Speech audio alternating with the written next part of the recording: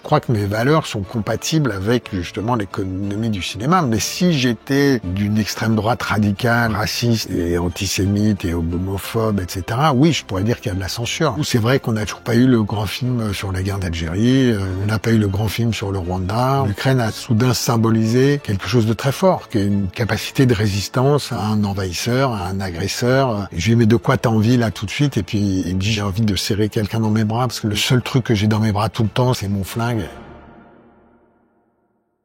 Que reste-t-il du cinéma et de l'art français aujourd'hui? Selon certains, d'ailleurs qu'on a reçu ici, pas grand-chose. Qu'est-ce que tu penses du cinéma français par rapport au cinéma américain? Il n'y a pas de cinéma français, voilà ce que je pense. C'est un cinéma qui n'existe pas, c'est horrible. Pourquoi certains sujets deviennent intouchables? Peut-on encore faire un film engagé sans être accusé? Entre liberté artistique, guerre, censure et plateforme, à quoi sert encore le cinéma? Il a connu la gloire à Hollywood avec The Artist, il a fait exploser les codes avec OSS 117. Aujourd'hui, il prend la plume pour témoigner de la guerre en Ukraine. Michel Hazanavicius répond sans filtre dans cet entretien. Bonne vidéo.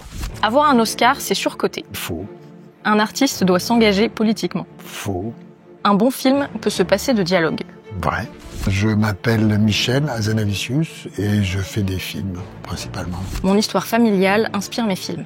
Plutôt faux. Je soutiens l'Ukraine. Vrai. La guerre reste malgré tout une source d'inspiration. Vrai. Les films d'animation, c'est pour les enfants. Faux. On peut encore faire un film juste pour divertir. Vrai. L'absurde a disparu du grand écran. Faux. Je suis respecté pour mon travail. Vrai. Je préfère tourner en France qu'aux États-Unis. Vrai. Il faut valoriser le cinéma d'auteur. Vrai. J'ai été choquée par les propos de Trump face à Zelensky. Vrai. Les blockbusters sont du fast-food culturel. Faux. Et vrai. Les deux. Je suis un réalisateur engagé. Je ne sais pas. Je veux marquer l'histoire du cinéma. Non. Le cinéma, c'était mieux avant. Faux. Est-ce qu'il y a des sous-cultures?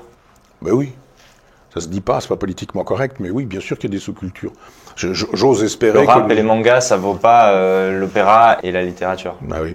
Astérix, c'est pas la recherche du temps perdu. Je suis même étonné qu'on soit obligé de le dire. Et qu'on passe pour un fasciste quand on le dit. Et il se fait qu'aujourd'hui, évidemment, quand vous regardez le livre qui s'est le plus vendu, le mieux vendu dans une année, c'est une BD. L'année dernière aussi, l'année d'avant aussi, c'est Astérix. Et c'est pas parce que je dis qu'un Orangina, c'est moins intéressant qu'un Pétrus millésimé que pour autant je méprise les amateurs d'Orangina. Je dis simplement, c'est pas comparable, c'est pas la même chose. Et si on a perdu le sens des valeurs et qu'on estime que la tétralogie de Wagner, ça vaut très exactement ces chanteurs qui n'ont pas de voix, là, qui susurrent tout de suite en disant c'est pareil, quoi. Non, il y a une espèce d'effondrement quand on considère que toutes les cultures se valent, toutes les civilisations se valent, toutes les productions culturelles se valent. Je ne dis pas que ce ne sont pas des productions culturelles. Je suis moi-même collectionneur d'art africain, mais il ne me viendrait pas à l'idée d'imaginer que une statuette d'art africain, par exemple, ça tient le coup en face du plafond de la chapelle Sixtine peint par Michel-Ange. Il y a un moment donné où il faut accepter que ce soit pas exactement la même chose. Est-ce que le cinéma est une sous-culture? Non, mais je peux réagir 2 secondes à ce que Bien je viens sûr, de dire. allez-y. Non, je pense que je trouve, avec tout le respect que Monsieur Onfray mérite, je trouve que c'est de très mauvaise foi. C'est-à-dire qu'il prend des exemples d'excellence dans les formats qui l'intéressent, Proust, Château-Pétrus, Michel-Ange, et il les oppose à des gens moyens dans les formats qu'il pense dénoncer. Chanteur à petite voix, alors en plus je suis Berzo, Astérix, Goscinny, pardon, mais là il, à mon avis, se gourre, et Orangina. La question du format, elle se pose pas. C'est-à-dire, la sous-culture, il oublie de dire qu'il y a plein de peintres contemporains de Michel-Ange qui peignaient mal, qui étaient mauvais. Alors qu'il y a des sculptures africaines qui ont révolutionné l'art, justement, parce qu'elles ont révélé à Picasso, par exemple, une nouvelle dimension et une nouvelle manière. Sans l'art africain, il n'y a pas de cubisme. Donc, c'est tout à fait de mauvaise foi, son truc. Il y a pas de... il attaque les formats. La BD n'est pas moins intéressante que la littérature. Je suis désolé, mais Maus de Art Spiegelman est beaucoup plus intéressant que 95%, au bas mot, de ce qui sort en France tous les ans. C'est pas parce que c'est un livre que c'est mieux qu'une BD.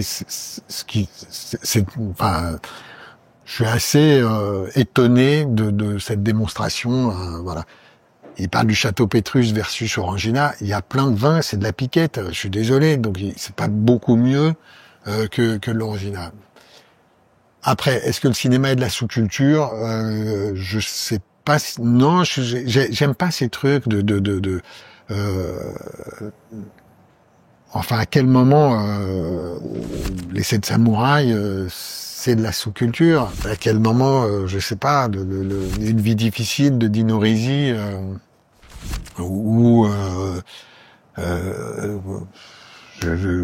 Rome, ville ouverte sont de la sous-culture, je crois pas. C'est de la culture populaire, c'est un art populaire. Est-ce qu'on veut dire qu'il y a les beaux-arts, on peut opposer les beaux-arts au 7e art, 8e art, 9e art, peu importe, en fait, tout ça est pas très grave.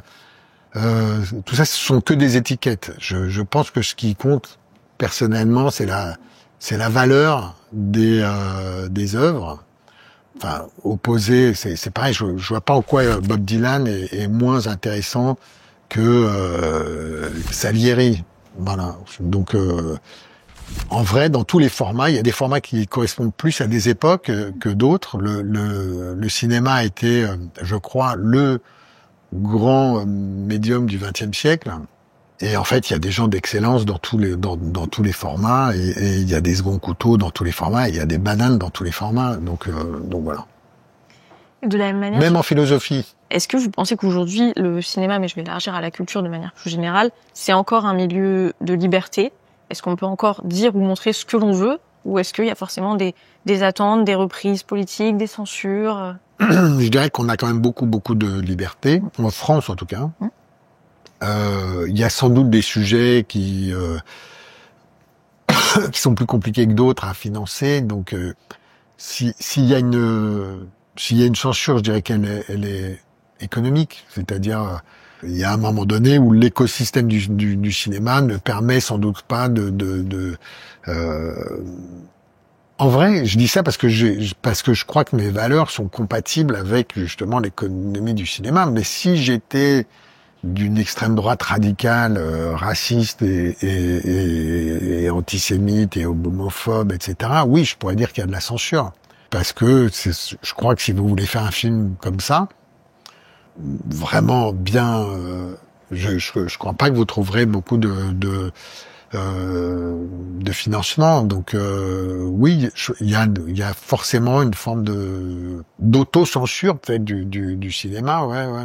Mais là, en vrai, je fais un petit peu le malin parce que il y en a, à part peut-être dans quelques pays, dans quelques périodes, mais sinon il y a pas eu beaucoup de cinéma, qui soit vraiment, enfin, du cinéma raciste, xénophobe et etc. Il y en a pas beaucoup, ouais. Mais voilà. Non, je dirais qu'il y a quand même une certaine forme de liberté. Le personnage d'OSS 117 est forcément la parodie de tout ce que vous avez cité, xénophobe, sexiste, antisémite. Est-ce qu'aujourd'hui, en 2025, on pourrait encore refaire un OSS 117? Oui, je pense que oui. OSS 117, c'est pas des films racistes et homophobes. Non, les films sont assez clairs. Donc, moi, j'aime bien quand on dit c'est des films qui sont politiquement incorrects. Je crois pas du tout. Je pense qu'ils sont au contraire extrêmement corrects et c'est tant mieux. Moi, je préfère être correct que incorrect, mais évidemment qu'on peut qu'on peut les faire, mais ce serait pas exactement les mêmes, comme je vous disais tout à l'heure. Et c'est encore plus vrai sans doute pour les vannes et pour l'humour en général. Vous faites un film dans une époque donnée. Donc les vannes n'ont pas du tout la même résonance d'une époque à l'autre, d'un endroit à l'autre, etc. Elles sont dans un contexte. Il y a toujours un contexte pour une vanne. Et donc voilà, le contexte ayant changé, les films seraient différents. Mais oui, dans l'idée d'un personnage qui cristallise un peu toutes les tares de notre époque, oui, je pense que c'est possible. Ouais. Pourquoi vous, par exemple, vous avez choisi de vous arrêter à 2 OSS et de pas faire ce 3e? En fait, c'est pas que j'avais pas décidé de m'arrêter à 2. Mais quand j'étais sollicité par les producteurs pour en faire un 3e, je leur disais certes, mais moi j'ai rien contre, mais il faut qu'on ait l'idée qui fasse que l'objet à 3 films soit mieux que l'objet à 2 films. Et comme je vous disais, le contexte ayant changé, le monde a beaucoup changé entre le 2 et le 3. Et donc, c'était compliqué de trouver de trouver la bonne idée. Et en fait, ils ont fait écrire, sans que je le sache, le scénario de ce troisième volet. Et quand ils me l'ont envoyé, c'est juste que moi, j'ai pas aimé le scénario, donc je leur ai dit, écoutez, moi, je passe, quoi. Donc voilà. Je vous arrête un instant, si vous êtes à ce moment-là de la vidéo, c'est que la vidéo vous plaît, donc déjà, merci. Je voulais vous demander, est-ce que vous allez encore au cinéma? Dites-le nous en commentaire, ça nous intéresse. Je vous laisse. Parfois, vaut mieux savoir s'arrêter à 2, du coup, que faire le 3e. Je sais pas, ouais. Moi j'ai 4 enfants, donc je peux pas répondre de manière générale à cette question. Oui, vous avez raison.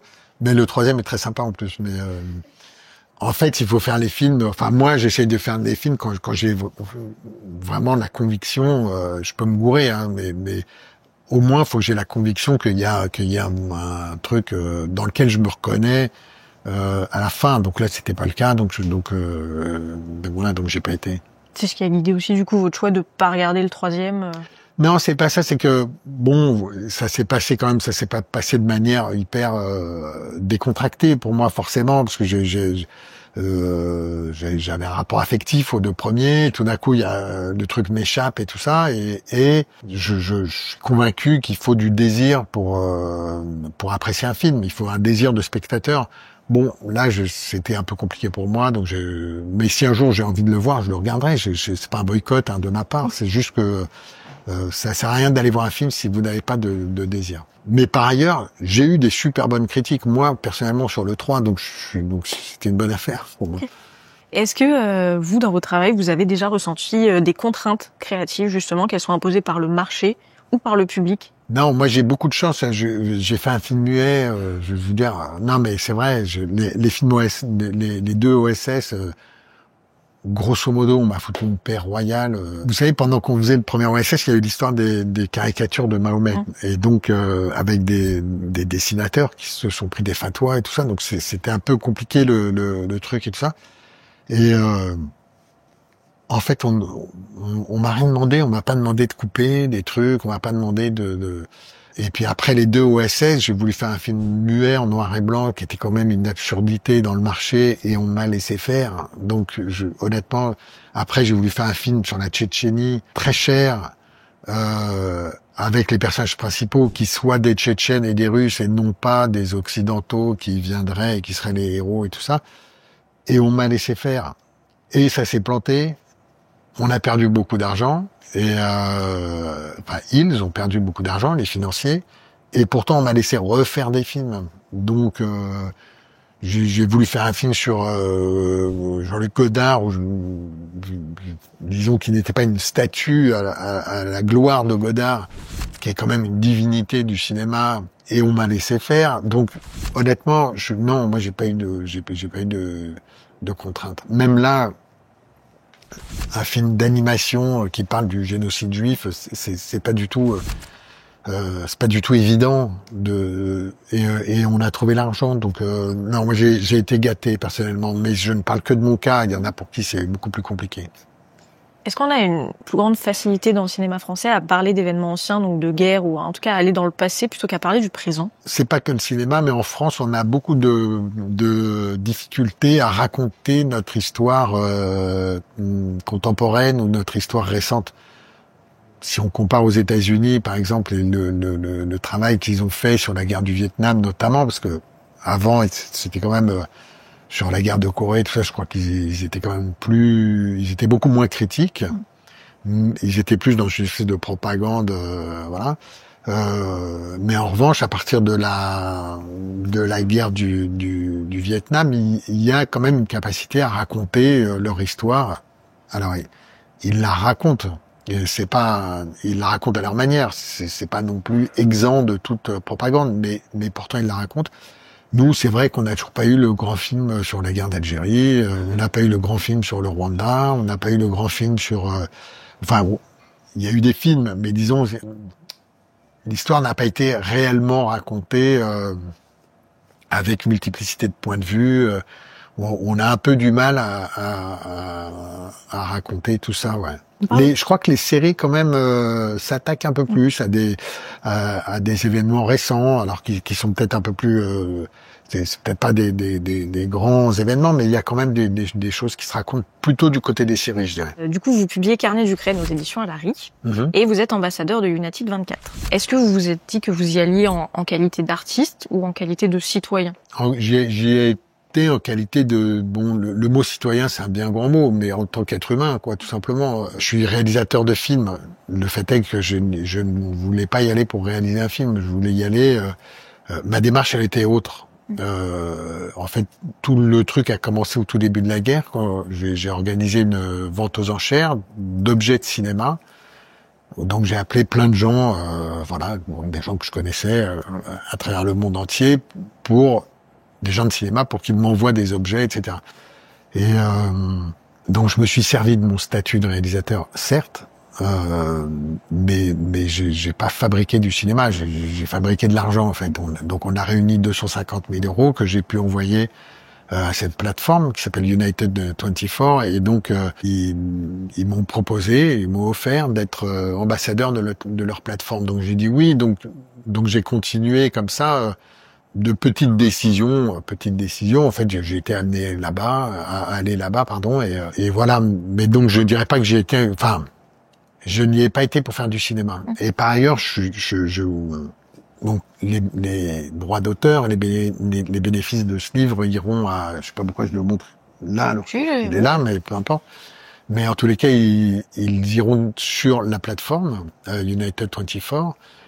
Et j'avoue que je suis beaucoup plus à l'aise avec l'idée de ne pas gagner d'argent en parlant de cette guerre. C'est en ce sens-là, oui, je peux répondre en citoyen, c'est-à-dire de manière bénévole, quoi. Est-ce qu'avant 2022, vous aviez un lien particulier avec l'Ukraine? Mais j'avais un lien comme tous les êtres humains, enfin, ou comme tous les Européens, disons, pas. Alors j'ai une grand-mère qui est née là-bas, mais en vrai, on n'a jamais eu un rapport à ce pays qui serait un rapport d'un paradis perdu, etc. Pas du tout. Cette grand-mère, elle est partie dans les années 20. 1920, et du coup c'était un rapport très très lointain, si vous voulez. En revanche, j'avais fait il y a un peu plus de 10 ans maintenant un film sur la guerre en Tchétchénie, et mon rapport à l'Ukraine, je dirais que c'est plus un rapport à la Russie de Poutine, c'est-à-dire ça fait longtemps que je crois qu'il y a un élément déstabilisateur de la paix en Europe de ce côté-là. Et donc peut-être que ça m'a amené à avoir une espèce d'envie de m'engager du côté des Ukrainiens, peut-être plus rapidement. C'est pas par rapport au pays lui-même, c'est que tout d'un coup, justement, tous les experts, les observateurs, etc., prévoyaient une victoire extrêmement rapide de l'Ukraine, de la Russie, pardon. Et puis tout d'un coup, il y a un peuple qui est resté debout et qui s'est battu, et avec un président qui a incarné cette lutte. Et tout d'un coup, là est né quelque chose où l'Ukraine a soudain symbolisé quelque chose de très fort, qui est une capacité de résistance à un envahisseur, à un agresseur. Donc c'est là qu'est né, si vous voulez, pour moi, quelque chose par rapport à ce pays et ce peuple. Je vous embête encore un tout petit instant. Si vous êtes à ce moment-là de la vidéo, c'est que la vidéo vous plaît. Donc si vous voulez continuer d'en voir d'autres comme celle-ci, pensez bien à vous abonner pour être notifié lorsqu'on sortira une prochaine vidéo. Je vous laisse. Tout le livre se base du coup sur des témoignages qui sont assez forts. Est-ce qu'il y en a un qui vous a particulièrement ébranlé ou qui a fait en tout cas changer peut-être une perception que vous avez? Il y en a plusieurs, en fait. Il y a eu plusieurs petits points de bascule comme ça. Le premier qui me vient, c'est cet homme qui s'appelle Volodymyr, et qui était un ouvrier agricole, qui était dans un état de détresse absolue. C'est-à-dire, il revenait du front, il avait une contusion au cerveau, et il pleurait énormément. Il regardait comme ça un petit concert qui était organisé dans une pièce pas beaucoup plus grande que celle-ci, qui devait être, je crois, une ancienne chambre d'enfant, je crois. Pourquoi une chambre d'enfant? Parce qu'en fait, vous savez, le front d'un conflit, il est pas prédéfini à l'avance. Donc, là où il arrive, en retrait de ce front, à l'arrière de ce front, les soldats doivent se loger. Et donc, on était dans un ancien appartement. Il y avait ce petit concert organisé par les forces culturelles, qui est l'unité qui m'accompagnait. Et donc, on était là, et ce type, Volodymyr, je vous dis, était dans un état de détresse, de nervosité, qui était hallucinant, en fait. Et soudain, ça faisait un moment que j'étais avec des militaires qui avaient une certaine, des militaires de carrière, ou des gens qui s'étaient enrôlés volontaires, engagés volontaires dès le premier ou le deuxième jour de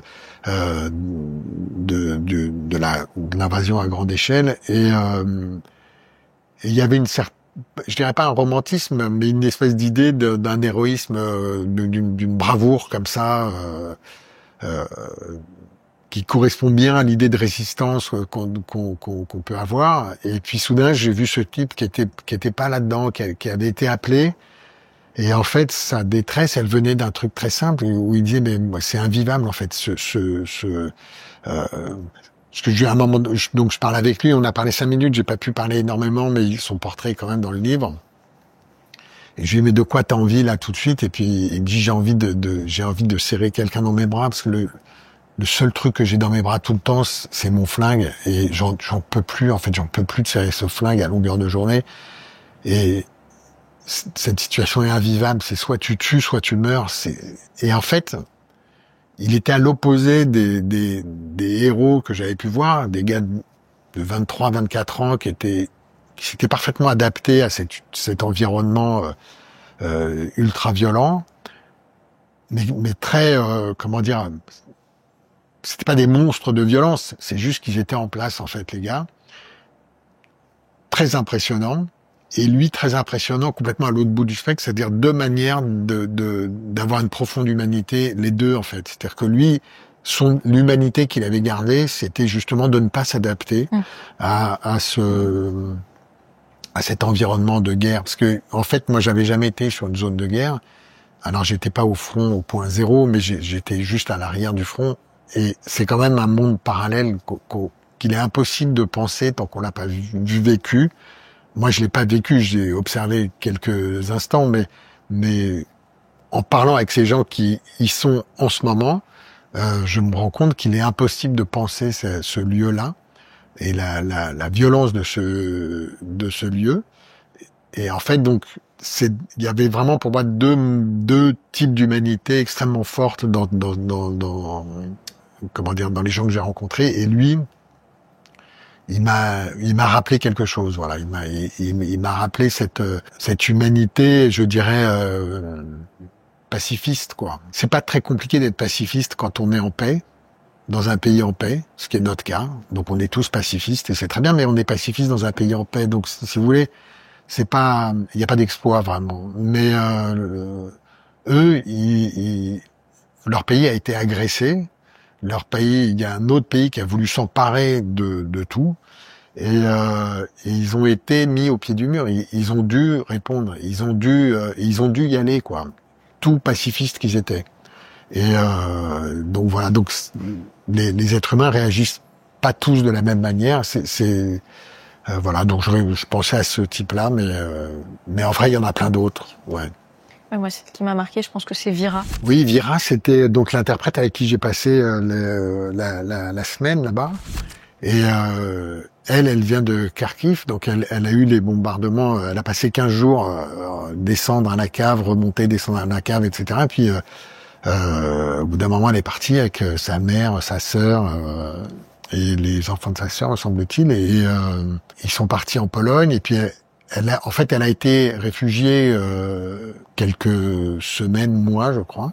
Et en fait, elle a pas, je dirais, supporté, ou en fait, elle n'a pas voulu être cette réduction d'elle-même. Et en fait, elle parle très bien du statut de réfugié, c'est-à-dire que quand vous êtes réfugié, vous n'êtes que réfugié aux yeux des autres.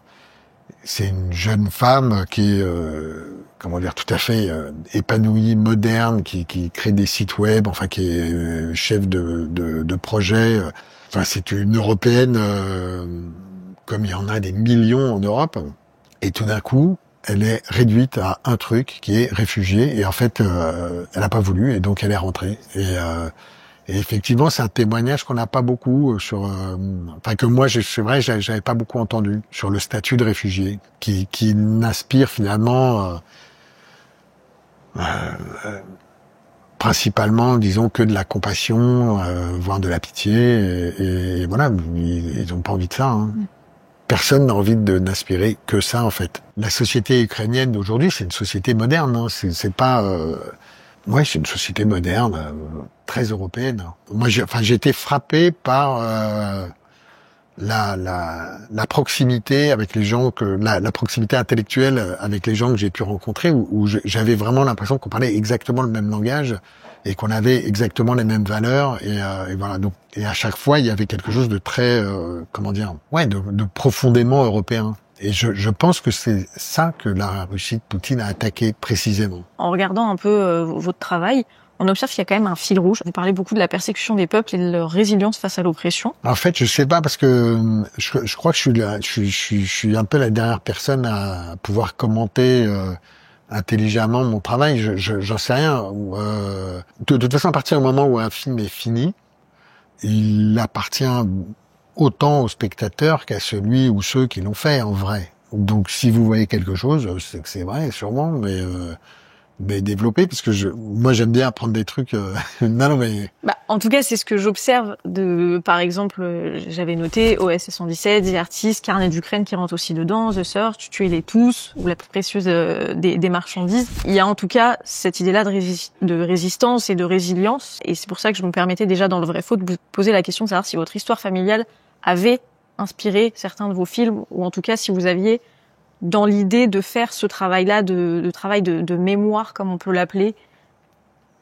Je sais plus, j'ai dû vous répondre à cette question que je savais pas, peut-être un peu des deux, mais parce que je pense qu'on est la production qu'on a est le produit de notre environnement, ce qui est à la fois notre époque, notre histoire, notre premier cercle familial, amical, l'endroit où on vit, etc. On n'est pas on n'est pas déconnecté du monde qui nous entoure et qui nous précède, et voilà. En revanche, je suis pas sûr que OSS parle de résilience et tout ça. Non, mais j'ai l'impression que OSS, à un moment donné, j'ai pensé ça, mais peut-être que je me vois. J'ai l'impression que dans les premiers films que j'ai faits, il y avait quand même une idée qui était un peu persistante, qui était l'idée alors c'était souvent des gars, pas des femmes, qui à un moment donné allaient moins vite que le monde qui les entourait. Donc juste le monde va plus vite que nous. Et j'ai l'impression que c'est ce qui se passe aujourd'hui. C'est-à-dire aujourd'hui le monde a basculé on peut pas aller aussi vite. En fait, et donc il y a quand même une angoisse comme ça il y a très longtemps, avant la révolution industrielle et tout ça, les gens naissaient dans un monde, et au moment de leur mort, c'était quasiment le même monde. Il n'y avait pas de changement. Le monde n'avait pas changé de manière, mais ça fait longtemps que le monde a changé, que les gens qui naissent dans un monde meurt dans un monde qui est très très très différent. Le monde va beaucoup plus vite que l'être humain. Aujourd'hui, ça prend des proportions quand même. Le monde bouge extrêmement rapidement. Et donc voilà, j'ai l'impression que le premier film parlait plutôt de ça, de cette accélération du temps. Mais là, j'ai l'impression que depuis un moment, c'est plutôt la guerre, quoi, qui rentre dans mes envies de faire des films. En tous les cas, ça. Oui, j'ai l'impression que c'est un sujet qui s'est invité, ouais. Vous qui présidez aussi la FEMIS, ouais. Quel conseil aujourd'hui vous donnez à la jeune génération qui voudrait se lancer dans le cinéma aujourd'hui? Ayez un plan B. En général, je dis ayez de la chance. Et c'est vrai, il faut de la chance. En revanche, je sais plus, j'avais entendu cette phrase que je trouvais assez cool, qui est quand la chance viendra taper à votre porte, il faut qu'elle vous trouve en train de travailler. C'est-à-dire que, évidemment, il faut lire, il faut étudier, il faut s'intéresser, il faut vivre des choses, il faut comprendre un tout petit peu la matière avec laquelle on va travailler.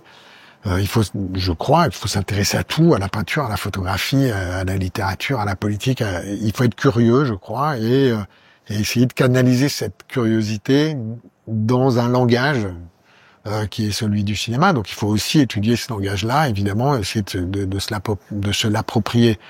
Mais si vous n'avez pas de chance, tout ça sera un peu vain, quoi, et vous risquez de finir critique de cinéma, ce qui est moche, quand même. Non, je plaisante. Il y a plein de critiques très bien. Je les connais pas, mais... Mais il peut y en avoir. Ouais, il y en a forcément. Merci à tous d'avoir regardé cette vidéo, c'est un vrai plaisir de voir que vous êtes de plus en plus nombreux à regarder en intégralité nos vidéos, à les apprécier, à les partager. Donc rien que pour ça, encore un immense merci. D'ailleurs, on voit que vous êtes beaucoup à regarder nos vidéos et pas forcément à vous abonner. Donc pensez bien à vous abonner pour être notifié lorsqu'une prochaine vidéo sortira et pour nous aider à continuer de produire ce type de vidéos. Nous, on se retrouve dès la semaine prochaine avec un échange sur l'éducation avec 2 professeurs qui ont des visions complètement différentes. D'ici là, portez-vous bien. Salut.